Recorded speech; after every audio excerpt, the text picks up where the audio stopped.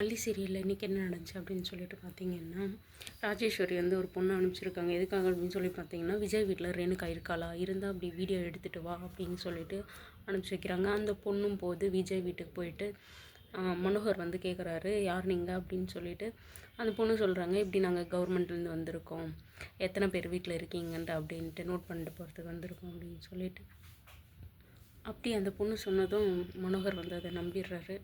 அதுக்கப்புறம் வீட்டுக்குள்ளே கூட்டிகிட்டு போயிட்டு உட்கார வைக்கிறாரு. உட்கார வச்சு ஜூஸ் போடுறதுக்காக கிச்சனுக்கு போயிட்டு ஜூஸ் போட்டிருக்காரு. அந்த டைமில் அந்த பொண்ணு வந்து என்ன பண்ணுது அப்படின்னு சொல்லிட்டு பார்த்தீங்கன்னா, ரேணுகா இருக்கிற ரூமுக்கு ஓப்பன் பண்ணுறதுக்காக போய் பார்க்குறான். அதாவது ரேணுகா இருந்தால் வீடியோ எடுக்க இல்லை ஃபோட்டோவாவது எடுத்து ராஜேஸ்வரி கிட்ட காட்டுறதுக்காக போயிட்டுருக்காங்க அந்த ரூமை. கரெக்டாக ரூமை ஓப்பன் பண்ணுற டைமில் வந்து நம்ம மல்லியும் விஜயும் வந்து எங்கே போயிருந்துட்டு கரெக்டாக என்ட்ரி கொடுக்குறாங்க. அப்போ விஜய் பார்த்துட்டு, யார் நீங்கள், இங்கே எதுக்கு வந்திருக்கீங்க, டோர் எதுக்கு ஓப்பன் பண்ணுறீங்க அப்படின்னு சொல்லிட்டு கேட்டுட்ருக்காங்க. அதுக்கு அந்த பொண்ணு இருந்துட்டு எதுவுமே பேச முடியாமல் அப்படியே நின்றுட்டுருக்காங்க. அந்த டைமில் ஃபோன் வந்து அந்த பொண்ணோட ஃபோன் வந்து டேபிள் மேலே இருக்குது.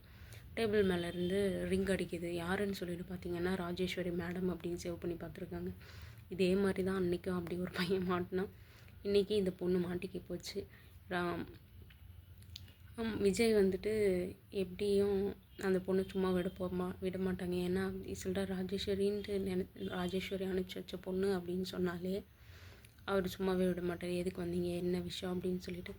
இப்போ வந்து இந்த பொண்ணு வந்து மாட்டிக்கினதுனால விஜய் கொஞ்சம் உஷாராயிட்டாங்க. இனிமேல் ரேணுகாவை வெளியே எங்கேயும் அவ்வளோ கூட்டிகிட்டு போகக்கூடாது, கூட்டிகிட்டு போனாலையும் நம்ம பாதுகாப்பாக இருக்கணும் அப்படின்னு சொல்லிட்டு அதாவது எந்த விதத்துலேயும் ராஜேஸ்வரிக்கும் கதிரேசனுக்கும் ரேணுகா உயிரோடு இருக்கிற விஷயம் தெரியவே கூடாது. தெரிஞ்சால் அவங்க நம்மளை சும்மா விட மாட்டாங்க, நிம்மதியாக இருக்கவே விட மாட்டாங்க அப்படின்னு சொல்லிட்டு விஜய் வந்து பிளான் போட்டிருக்காரு.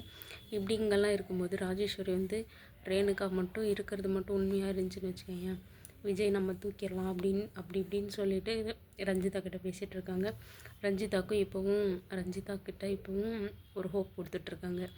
இப்போது ரேணுகா மட்டும் இருக்கிறது உண்மையை தெரிஞ்சுன்னா மல்லியை எப்படியாச்சும் வீட்டை விட்டு துரத்திடலாம், அவளை இந்த உலகத்தை விட்டே அனுப்பிச்சிடணும் அப்படின்னு சொல்லிட்டு ராஜேஸ்வரி ரஞ்சிதாவும் பிளான் போட்டுட்ருக்காங்க.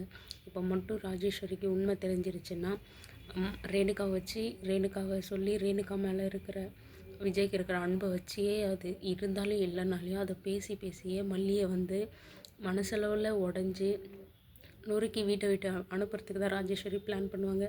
ஏன்னா அவளை பொறுத்த வரைக்கும் மல்லி வந்து விஜய் கூட இருக்கவே கூடாது, வெண்பா கூடயும் இருக்கக்கூடாது அப்படின்றது தான். இந்த விஷயம் கதிரேசனுக்கும் நிஷாவுக்கும் தெரிஞ்சால் சொத்து வேற மாற்றி வைக்கிறேன்னு சொல்லிட்டுருக்காரு. கண்டிப்பாக நிஷாவும் ஏதாச்சும் பிளான் போடுவாங்க. ரேணுகா இருக்கிறது உண்மை தெரிஞ்சால் நமக்கு சொத்து வராது அப்படின்னு சொல்லிட்டு வெயிட் பண்ணி பார்க்கலாம் என்ன நடக்குது அப்படின்னு சொல்லிட்டு.